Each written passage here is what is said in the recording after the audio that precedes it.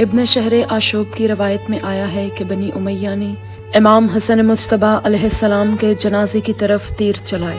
اس نقل کے مطابق امام حسن علیہ السلام کے جنازے سے 70 تیر نکالے گئے۔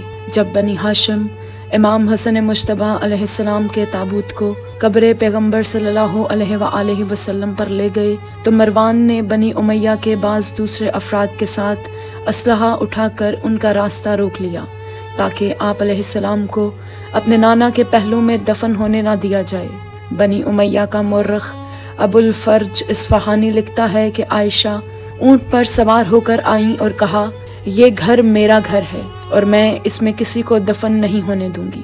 نقل ہوا ہے کہ مروان نے کہا، ہم ایسا کبھی نہیں ہونے دیں گے کہ عثمان شہر سے باہر دفن ہوا ہو اور حسن ابن علی علیہ السلام پیغمبر صلی اللہ علیہ وآلہ وسلم کے پہلو میں دفن ہو جائے۔ شیعہ اور سنی دونوں کی تاریخ کی کتابوں میں مذکور ہے کہ امام حسن مجتبیٰ علیہ السلام کی شہادت کے وقت عائشہ نے کچھ لوگوں کو جمع کیا، خچر پر سوار ہوئی اور امام حسن علیہ السلام کو اپنے نانا کے پہلو میں دفن کرنے سے روک دیا۔